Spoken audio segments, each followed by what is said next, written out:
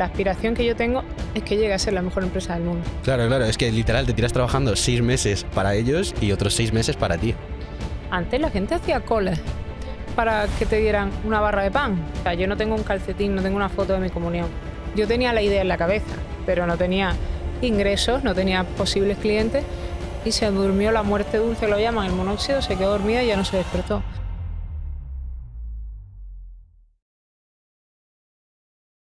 Muy buenas a todos, bienvenidos a un nuevo episodio. Bueno, estamos aquí, Adam, ¿qué tal? Muy bien, ¿cómo estás? Muy bien, pasando calorcito. Sí, un poquito, con este tiempo, este verano está pegando fuerte. Sí, la verdad es que sí, pero bueno, no se nos quitan las ganas de venir aquí a grabar y aprender. ¿A quién tenemos hoy?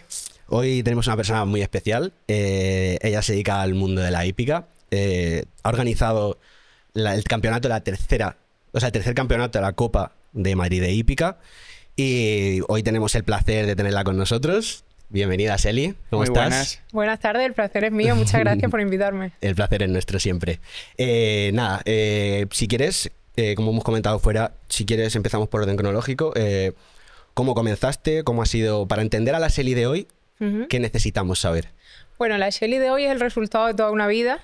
Yo tengo ya casi 40 años y desde que tenía 5 estoy montada en un caballo. Entonces, al final he hecho de mi pasión mi profesión. Empecé, pues como muchos niños, montando en una escuela. Mi madre me llevaba, compitiendo. Era muy miedosa.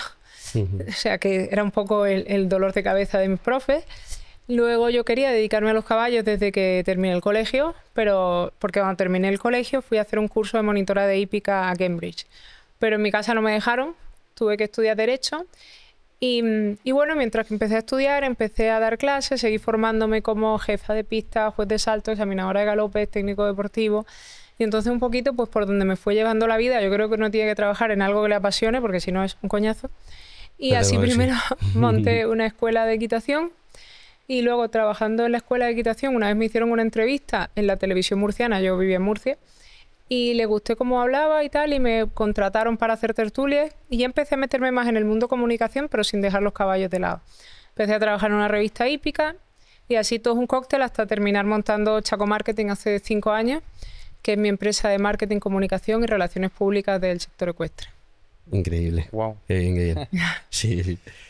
Lo primero de todo, ¿cómo se introduce alguien en el mundo de la hípica para la gente que le interese? Porque sí que es verdad que creo que hay una creencia de muchas personas de que es a lo mejor difícil de acceder, que es algo un poco para personas que a lo mejor tienen un poder adquisitivo más alto. Entonces, cuéntanos un poquito para los que no sabemos cómo empezaste. A ver, a mí me gustaban los caballos de pequeña, dibujaba caballos, o sea, era una cosa innata que yo tenía. Y mi madre me llevó a una escuela que estaba cerca y ya nunca me bajé. A ver, para clases de iniciación, o sea, para actividad extraescolar, no te cuesta más que tenis o, no sé, o patinaje. Ya se encarece el asunto si quieres competir, si quieres tener tu propio caballo, ahí sí. Pero para poder disfrutar de un caballo, para poder recibir clases, para poder compartir tiempo con el caballo, no hace falta tener un poder adquisitivo alto. O sea, tienes que tener el mismo bolsillo que si quieres apuntarte a clases de baloncesto. Entiendo.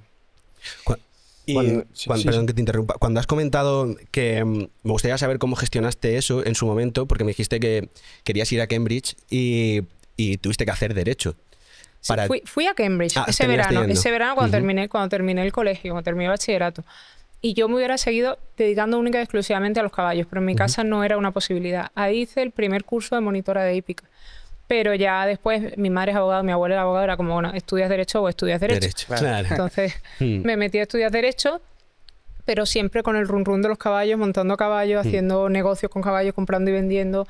Empecé a dar clases y al final, pues, aquí estoy, ¿no? De abogada no me busques porque seguro que sería malísima, pero de caballos sí que manejo un poquito.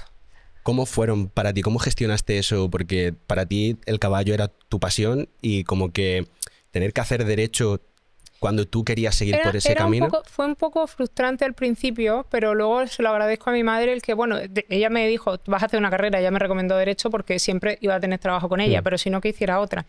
Pero a día de hoy se lo agradezco porque al final yo creo que una carrera dura en este caso, además, te hace tener constancia, te hace tener mucho vocabulario, te hace, en mi caso, que me dedico el 90% del día a redactar, te hace, si sabes redactar una demanda, ¿cómo no vas a poder redactar un artículo?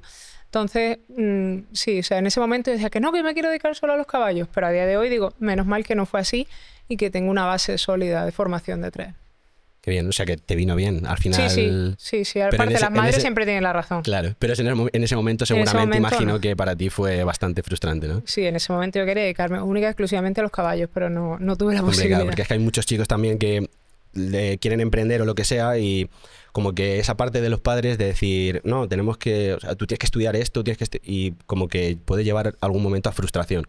Sí. Entonces, como esa parte que tú pues debes, o sea, la has hecho estupendamente porque al final has sabido cómo gestionarlo y cómo llevarlo a tu parte, porque gracias a eso pues ahora pues como dices tú pues te ayuda muchísimo a la hora de comunicar, a la hora de redactar y es súper importante, que al final igual si quieres ser médico pues sí que a lo mejor sí que necesitas la carrera sí o sí de médico, pero que a lo mejor si estás estudiando otra cosa y quieres emprender en algo, igual esa carrera a lo mejor de eso que quieres emprender no te ayuda, pero sí que es verdad que te prepara en otros ámbitos, como dices tú, la constancia. La disciplina, constancia. Claro, la constancia y la disciplina y eso que es súper importante. Y aparte es un plan B, porque imagínate que no me hubiera salido bien mi idea de dedicarme a los caballos, pues desempolvaría el título y me iría a trabajar con mi madre. Nunca se da las vueltas que da la vida. Claro. ¿En tu cabeza existía la posibilidad de no vivir de ello? ¿De no vivir de qué? ¿De los caballos? Ah, no, yo quería vivir de los caballos, 100%. O sea, lo tengo claro. Cuando era pequeña decía que iba a ser notario. Mi abuela era notario. Pero ya cuando me empecé a meter en los caballos a full y tal, yo te diría que desde los 16, 17 años yo tenía claro que quería vivir de los caballos. El mundo hípico es que es mi vida, es mi trabajo, pero es mi pasión. Yo me levanto y me acuesto pensando en caballos, escribiendo sobre caballos, todo caballo. Entonces, la verdad que soy súper afortunada, porque cuando yo oigo a gente que está cansada de su trabajo, que tal, y a mí es que vivo trabajando, pero vivo de fiesta, o sea... Pero para ti casi que no es un trabajo, porque es tu pasión. No, exacto. Claro.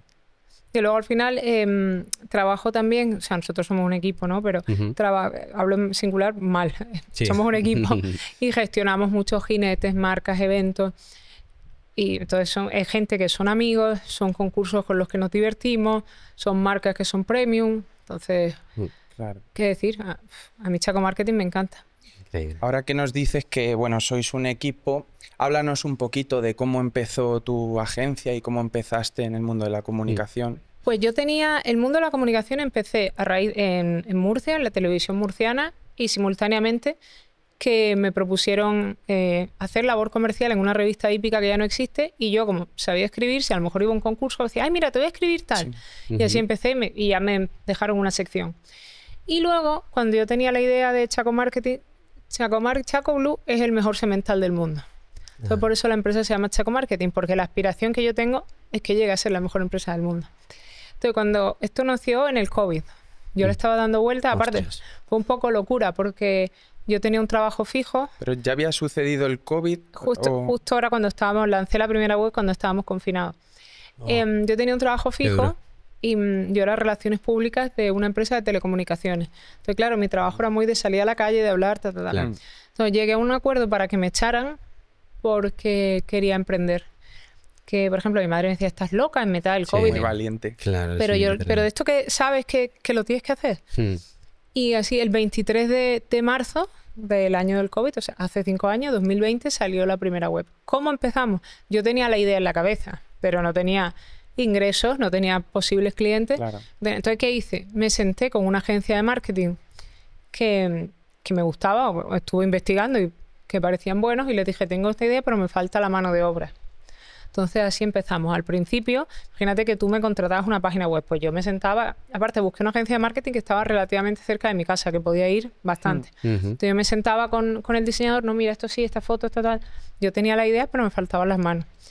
Y así poco a poco, yo creo que así estuve un año, algo así sería, sí. Y luego ya pues fui incorporando, fui contratando gente, y hasta el equipo que somos a día de hoy, que somos 7. Qué bueno. Y, o sea, tú...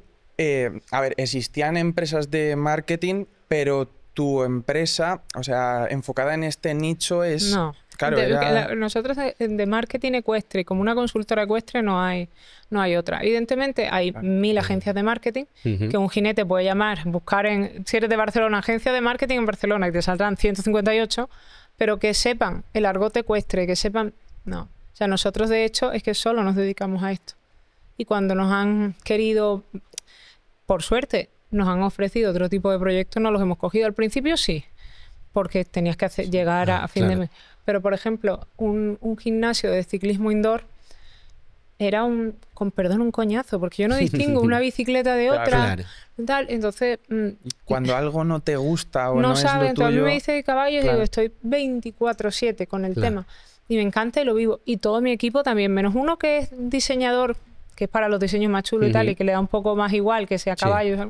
Todos somos de caballos, todos montamos a caballo. Increíble. Entonces, es nuestra vida. Pero, ya te digo, o sea, agencias como Chaco Marketing en España no existen. Entonces empezaste tú sola y luego cuando fue funcionando empezaste a contratar a gente, ¿no? Sí, así fue. ¿Cómo fueron esos días en cuanto al impacto del COVID ya a nivel general y sobre todo tú esos días previos a, oye, voy a dejar algo que es fijo para lanzarme a emprender? ¿Cómo fueron esos días para ti? Pues lo tenía ¿Cómo súper lo claro, viviste? lo tenía súper claro, súper emocionante porque yo sabía que la idea funcionaba, porque al final yo dedicándome al mundo del caballo, estando ahí, veía que había un hueco que la gente necesitaba, un personal assistant, que le llevara en las redes, que le escribieran las noticias, que entonces yo lo veía como clarísimo, 100%. No tienes ningún tipo de duda. Ninguna duda. Entonces, y ahí vamos. Luego también, que no he hablado de eso, hace 3 años o 4, no sé. Lanzamos chacoinfo.com, que es una web de noticias, donde lo primero salen las noticias de nuestros clientes, pero también salen noticias generales. Y es de las webs más leídas a nivel nacional. O sea, es increíble. De tema hípica. Y luego, además, la hípica es que yo creo que está en un momento álgido, la verdad. ¿Sí? Entonces, por ejemplo, yo escribo en La Razón todos los días. O sea, y que un periódico nacional tan importante le deje un hueco a la hípica todos los días, ya te dice que es un sector que mueve casi el 0,7 del PIB nacional. Increíble. Entonces, y que estés tú ahí, además, seas tú la que lo lleve. A mí me encanta. Es increíble. Yo lo vivo con ilusión. Claro, normal. Sí. ¿Y qué diferencia ves? Porque la hípica también está extendida en otros países y tal. ¿Qué diferencia ves cómo estamos puestos en ese mundillo aquí en España con respecto a otros lugares? Mira, la cuna de la hípica, el meollo, el centro es Europa, es Alemania, Bélgica, Holanda, Francia. Pero es verdad que cada vez está todo más globalizado. Y es verdad que como la vida es digital, que por eso nació también Chaco Marketing, hay aplicaciones por las que tú sigues las competiciones ya no solo de Europa, de Estados Unidos, de lo que quieras. Nosotros tenemos 2 clientes en Wellington, por ejemplo, y le hacemos el seguimiento todo igual. Entonces, es verdad que es como más fácil el que esté todo unido, que tú ves un caballo en Holanda y ves varios vídeos y ya lo puedes comprar. Claro. Entonces, sí que España a lo mejor está un poquito por detrás de esas primeras potencias, pero no vamos mal. ¿Y cómo es el proceso ahora que dices el tema de comprar un caballo y tal? ¿Cómo al final, al ser un animal, estar en otro país, cómo funciona? Bueno, comprar un caballo, lo primero que te dices es ¿para qué quieres el caballo? Claro. Las pretensiones que tienes con el caballo, el presupuesto que tienes. Yo, desde luego, siempre le digo a cualquier cliente mío, hazle una inspección veterinaria para evitar cualquier historia.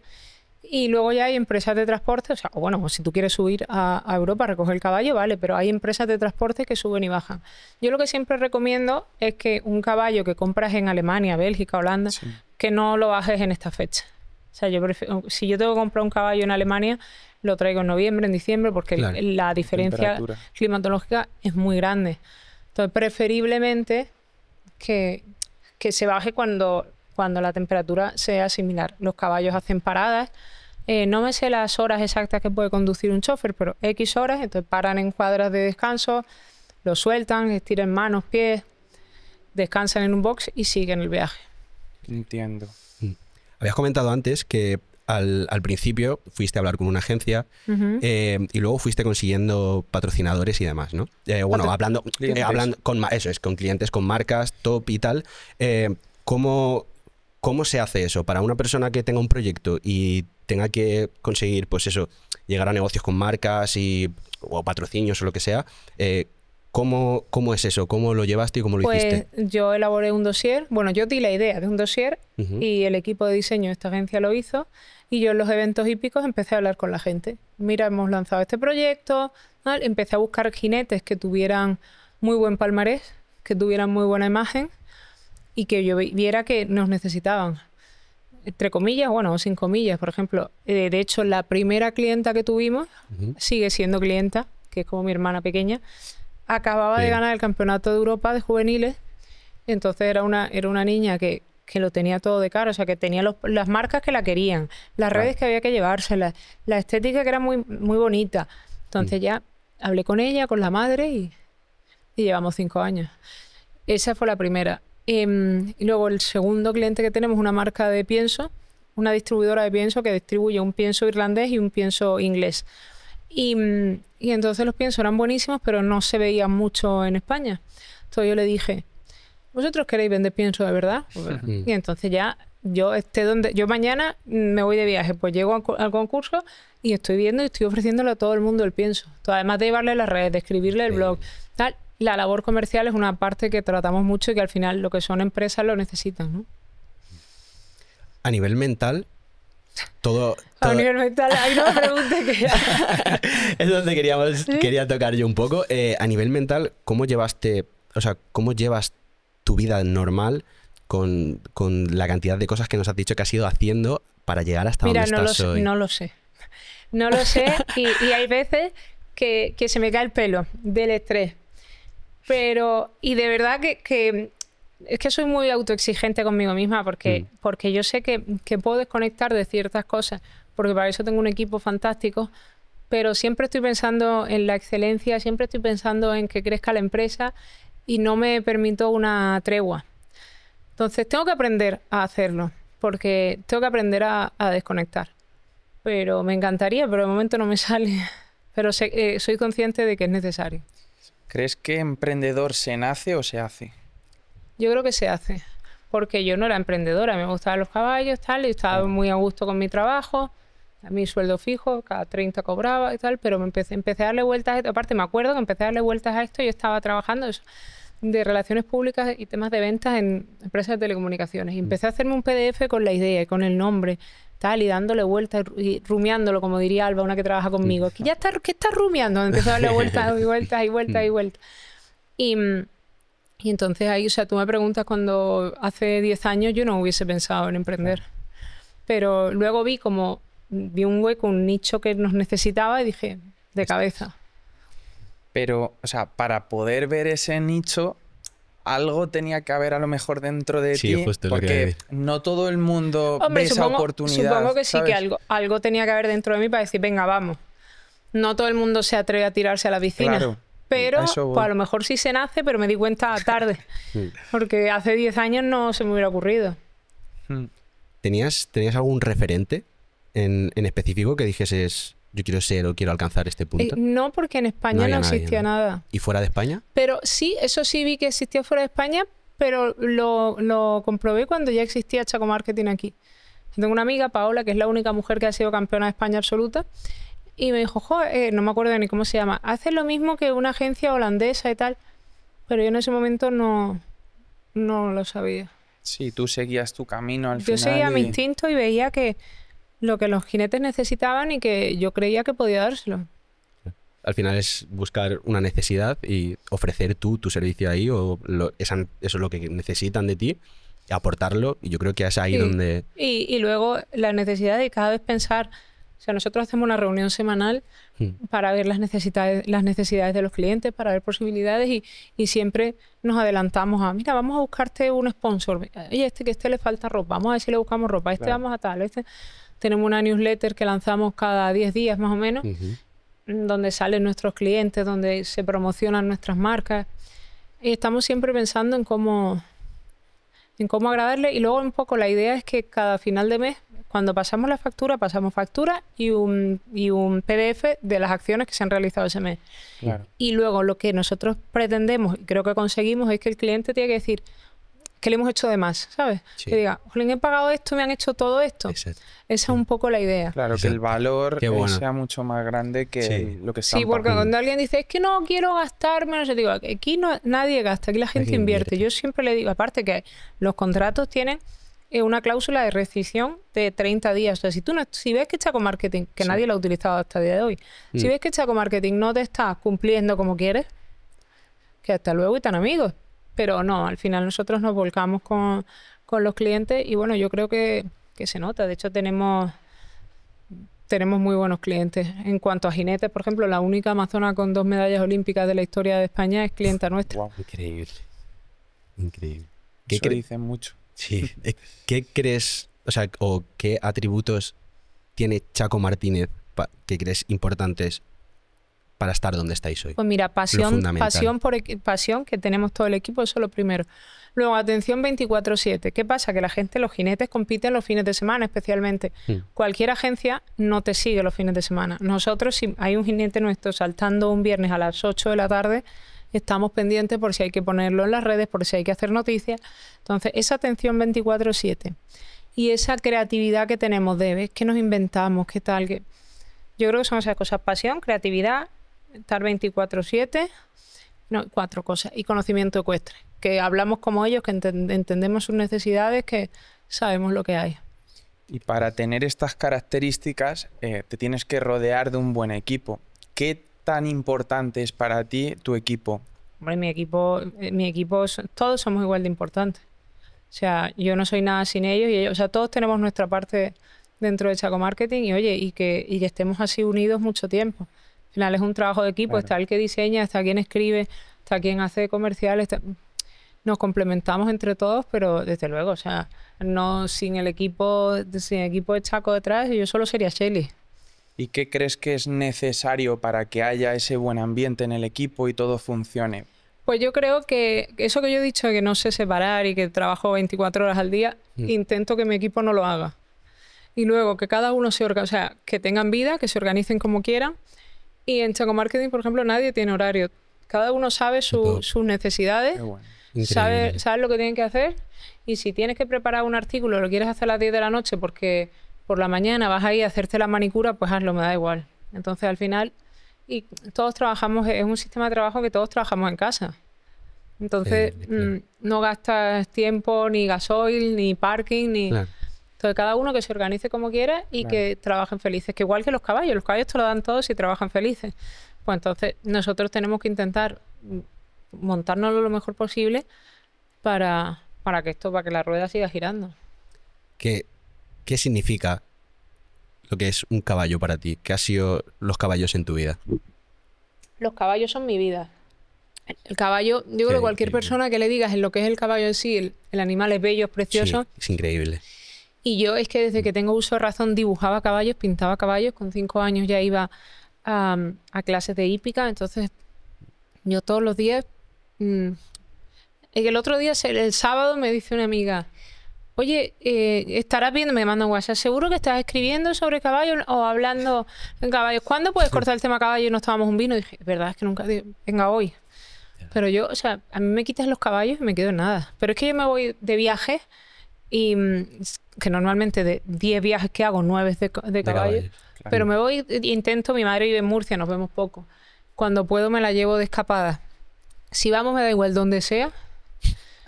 Terminamos una cuadra. Es como yo con los coches. Es la me obsesión. encantan y Entonces, siempre voy buscando algo que esté así tal cual. relacionado. Entonces, lo mío con el caballo roza la obsesión. ¿Crees? Justo te iba a tocar eso y hay muchos puntos de vista que hay gente que te dice que la obsesión es mala, hay gente que te dice que la obsesión es lo que puede llegarte a hacer alcanzar tus sueños. A ver, yo creo que tu... todo en su justa medida. Sí, ¿verdad?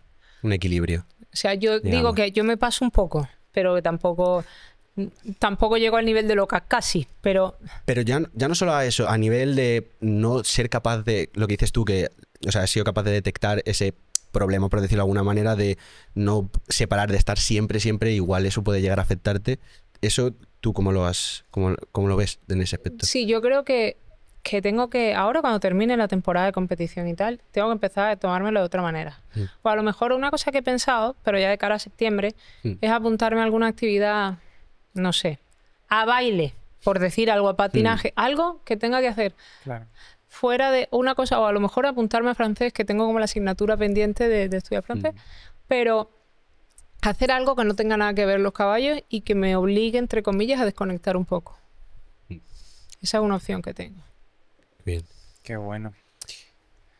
Sí, puedes decir. Aquí en este podcast hablamos mucho del tema salud mental y acabamos de hablar de la obsesión. Y, o sea, yo también creo que depende con lo que te obsesiones, porque hay cosas que si te obsesionas, por ejemplo, con su pasión, que son los caballos, no te puede aportar nada negativo. Tú antes nos decías que para ti era, no sé si lo hemos dicho fuera o dentro de cámaras, para ti era como una terapia, ¿no? Que al final Hombre, los yo digo caballos que te ayudaban. sí, el caballo, y hace años una entrevista que me hicieron en un periódico en Murcia, el titular era, en el periódico La Verdad, el caballo es el mejor psicólogo que existe. Al final, la equinoterapia, los caballos como terapia ayudan mucho. Porque tú te montas en un caballo y hasta gente con problemas de movilidad, etcétera, te montas en un caballo y te sientes libre. Y estás en la naturaleza, estás en el contacto con otro ser vivo. Entonces yo hay veces que estoy agobiadísima de trabajo y digo, me voy a dar una galopada y cuando te bajas del caballo ves la vida de otra manera. Entonces sí, yo creo que el caballo es un gran terapeuta y lo que es mi caso en concreto, sí que estoy muy metida en el trabajo, sí, pero es verdad que la empresa solo lleva 5 años. Yo espero que estabilizarlo todo. Yo todavía quiero que crezcamos más, pero dentro de un año o 2 espero poder tener una vida más tranquila. Pero bueno, ahora mismo toca, es como el que está opositando. Tengo una hermana que se acaba de sacar registro. Mi hermana Paula no ha vivido. Está estudiando 12 horas al día. Sí. ¿Le puedes decir, ¿se estaba volviendo loca? Sí. ¿Ahora ya se relaja que se ha sacado la plaza? Pues sí. Entonces yo estoy opositando. La obsesión es prácticamente necesaria, en verdad. O sea, yo creo que te tienes que llegar a obsesionar con algo o dedicarte a algo que te obsesione directamente para poder alcanzarlo. Has dicho antes que es muy importante eso porque mucha gente se conforma con cualquier trabajo y al final acaba viviendo una vida que no quiere. Entonces es muy bonito y lo que cuentas tú, sobre todo porque decidiste lanzarte. No había otra opción, no había nada para poder vivir de tu pasión, que al final es eso, al final lo vives, no te supone evidentemente mucho esfuerzo, mucho trabajo, pero no es que un trabajo como tal, como si mañana te cogen y te ponen, bueno, pues mañana vas a ser, yo qué sé, por ejemplo, abogada, por ejemplo. A lo mejor sería diferente, ¿sabes? Y es increíble y mucha gente no se anima, no se atreve o a lo mejor se queda encerrada ahí creyendo... Pero bueno, yo creo que es que tiene que haber gente para todo, ¿no? O sea, hay gente que no tiene ganas de emprender y que trabaja con la gente que emprende, o hay gente... Yo, una mini válvula de escape que tengo es que casi siempre que estoy en Madrid voy al gimnasio a las 7 de la mañana, por lo menos 4 o 5 veces a la semana. Y siempre oigo cuando en el vestuario, que yo no sé si se dan cuenta, pero es el monotema, todo el mundo quejándose, eso de cuánto tardan en llegar al trabajo, de cómo se quejan del trabajo, pero sobre todo en las distancias de Madrid y quejas del trabajo. Entonces yo oigo eso y digo... Qué felicidad cuando llegue a mi casa. O sea, no salgo del gimnasio en pijama porque parece ya feo, pero si no voy a salir más de casa, llego a mi casa, me pongo el pijama y empiezo a trabajar, pero sin horarios, sin entonces...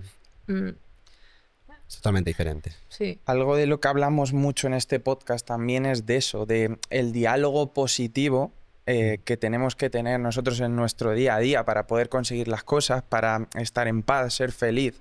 Y eso creo que es un problema que muchas veces tenemos y no nos damos cuenta. El cómo nos hablamos, el que siempre estemos en la queja. ¿Cómo ves tú la vida o cómo haces para esas cosas que a priori en la vida pueden parecer negativas, cómo le das la vuelta para salir adelante? Yo es que soy muy positiva, la verdad. Entonces, siempre mi abuela decía una frase que es lo que sucede conviene. Hay veces que no entiendes por qué pasa algo, pero... No sé, el sentido negativo de la existencia no lo tengo. Tengo otras carencias, otros problemas, pero no. Yo me levanto todos los días y doy gracias y digo, mira qué bien.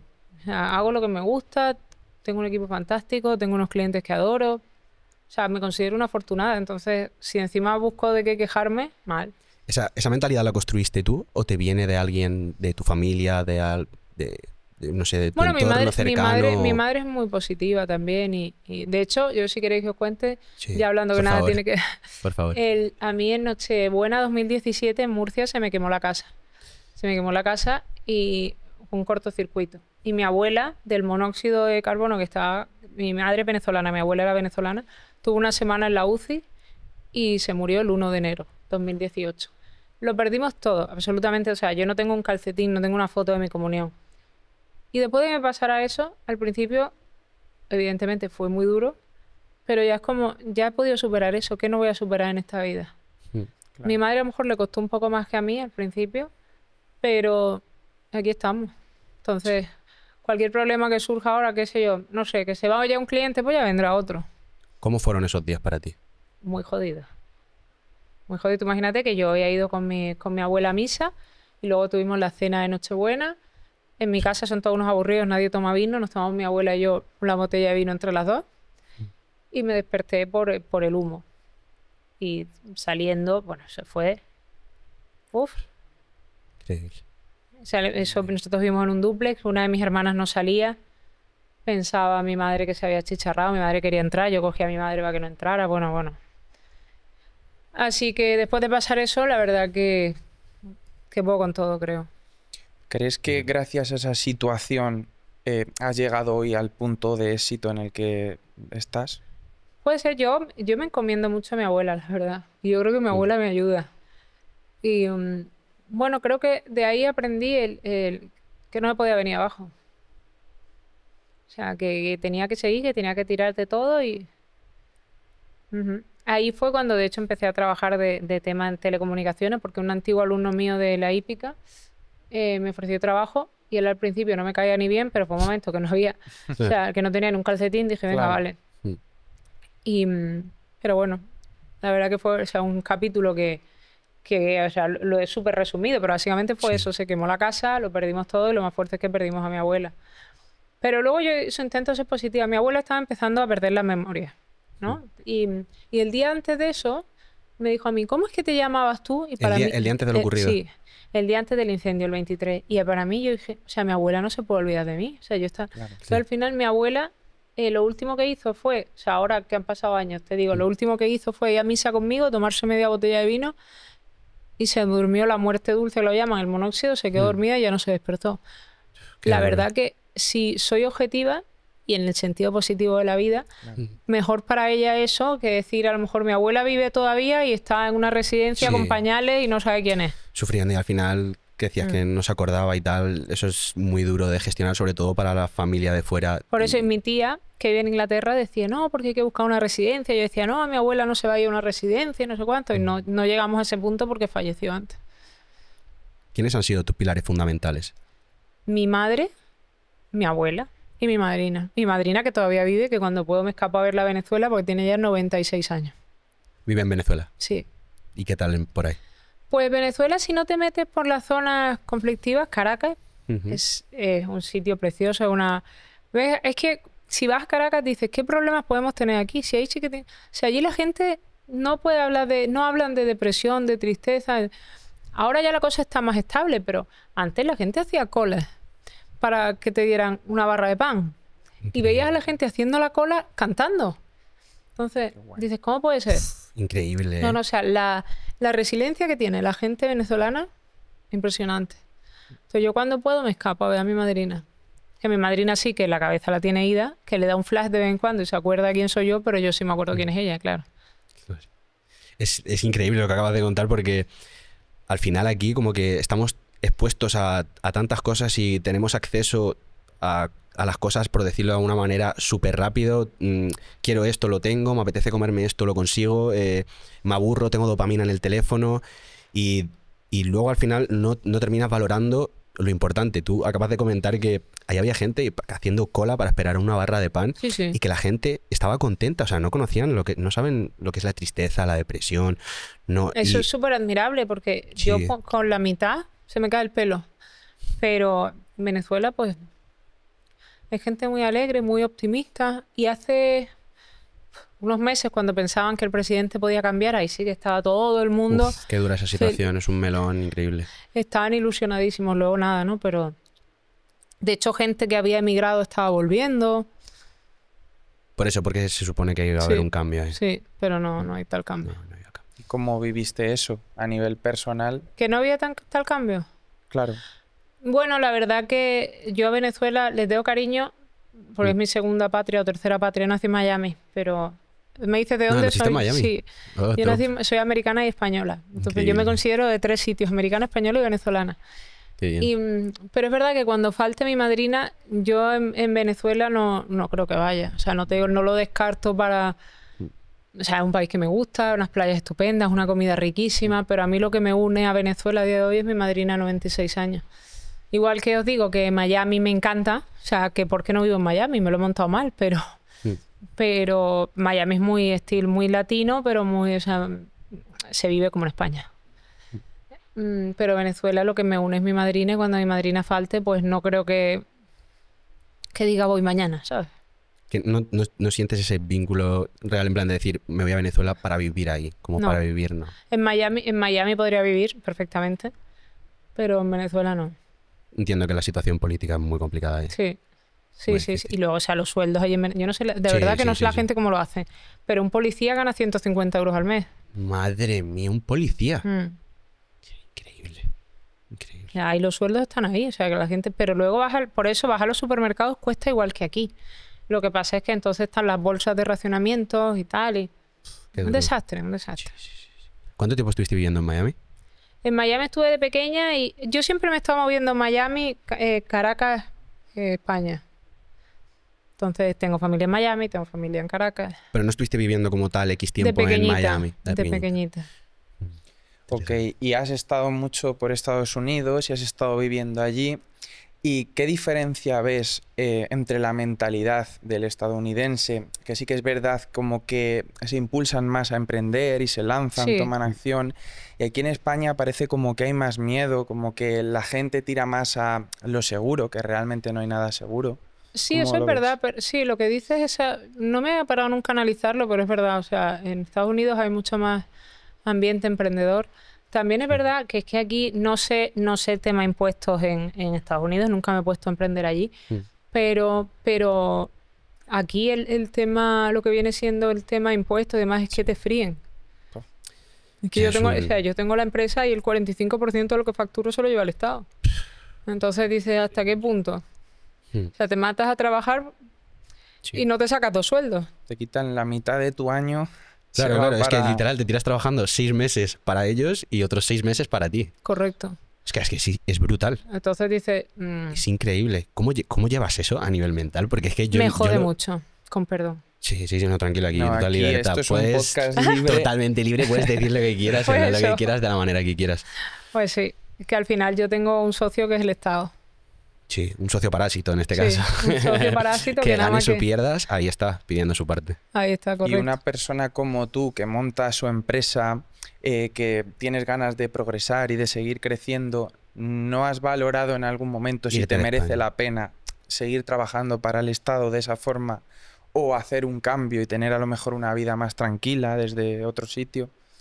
No, de momento no, porque con sus pros y sus contras, o sea, a lo mejor decir, venga, voy a montar una empresa en Nueva Zelanda, me tendría que ir para allá, o yo de momento estoy muy a gusto.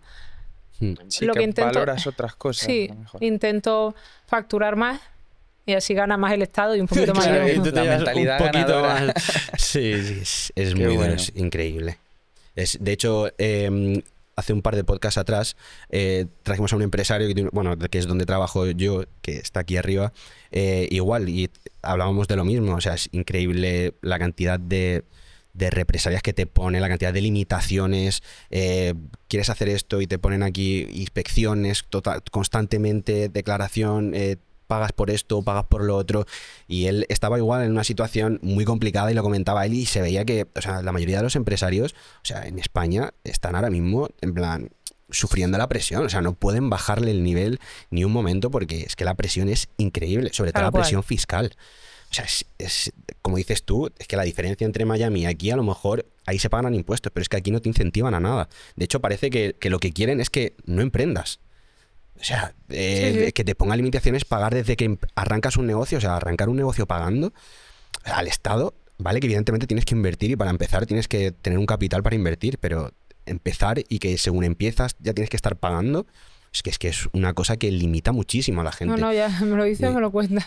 Es que hay Sí, muchísima pero gente... algo de lo que me estoy fijando yo es que de los emprendedores y empresarios que están viniendo aquí es que Sí. todos tenéis esa mentalidad Sí, de es facturar increíble. más o esa mentalidad Mm. de seguir creciendo en vez de centrarse en la queja Claro. como podría Pero- ser en este Ya, caso. pero si te centras en la queja, ¿qué ganas? Por eso, que al final también es un poco el mensaje que queremos transmitir de siempre ir a por más y fijarte en aquello que puedes controlar, no ese tipo de factores que realmente no puedes hacer mucho.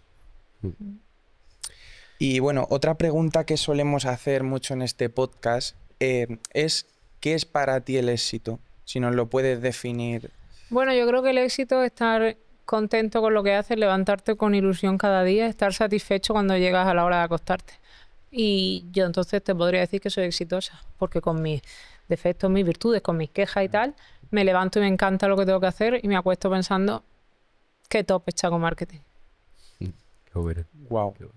¿Y cuáles son tus previsiones para tu empresa? ¿Dónde te gustaría llegar en los próximos años? Uy, esa pregunta es de nota. Pues no lo sé, que siga creciendo como estos 5 años y que ese tipo de clientes buenos que los que tenemos ahora mismo, porque siempre la gente, hay que hacer labor comercial, sí, pero hay que mimar a los que tenemos, que los que tenemos sigan y bueno, que siga la carrera ascendente de la empresa, que crezcamos en clientes y por supuesto en equipo. Sí, porque al final, perdona que te corte, si tú tratas bien a tus clientes y les das un buen servicio, pues al final yo creo que eso va a atraer a muchas más personas. En eso estamos. Te quería hacer una pregunta. Tú te dedicas, trabajas en La Razón, tienes tu espacio en La Razón y demás. ¿Cómo ves el periodismo en España, en nivel general? Pues yo es que la verdad que me ciño mucho a mi parte... En tu nicho, ¿no? A mi nicho. De hecho, no escribo nada que no sea de caballos. Y bueno, el periodismo en España yo creo que hay de todo. Hay periodismo sangrante, por así decirlo. Hay periodismo que está muy bien estructurado. Hay de todo, como en todos sitios. Está bien. Pues, bueno, pues yo creo que podemos concluir el podcast por aquí. Darte las gracias. No, las gracias a vosotros. Sobre todo por habernos dado la oportunidad de habernos invitado. Tú no pudiste estar, sí, una pena, la verdad, estaba fuera. Pero estuvimos en la Copa de Madrid, que fue increíble, la verdad, y fue todo un placer el haber podido estar ahí. Pues el año que viene otra vez. Pues claro que sí, ahí estaremos. Pero voy yo también. Sí, esta vez también eso no me lo pierdo. Así que nada, sobre todo darte muchísimas gracias por todo, por tu tiempo, por habernos invitado a ese pedazo de evento que fue increíble. O sea, el estar ahí, yo jamás pensé que iba a estar algún día en un sitio así. Y nada, si quieres dar algún mensaje, sobre todo al final lo dedicamos sobre todo a salud mental jóvenes, si quisieses dar 3 consejos, por ejemplo, para... Pues yo creo que, ya que me dais la oportunidad, que quien tenga ansiedad, estrés y tal, que pruebe a montar a caballo. Porque dar un paseo a caballo, dar una galopada a caballo, desconectar a caballo, es mejor que cualquier otra terapia, no sé, que pastillas o que... O sea, mi recomendación para salud mental es acercarse al mundo del caballo, que siempre trae beneficios. Qué bueno. Qué bueno. Pues muchísimas gracias. No, a vosotros, de verdad. Esperamos verte pronto. Claro, cuando queráis. Con Chaco en un nivel aún más arriba. Eso. Y seguro que te vamos a tener aquí. Eso no tenemos seguro. ningún tipo de duda, porque todo lo que nos has contado, lo que nos has transmitido es increíble. Se te ve una chica súper potente en todos los niveles. Así que esperamos verte pronto y aquí siempre tienes tu espacio. Muchísimas gracias. Mil gracias. Gracias. Muchísimas gracias.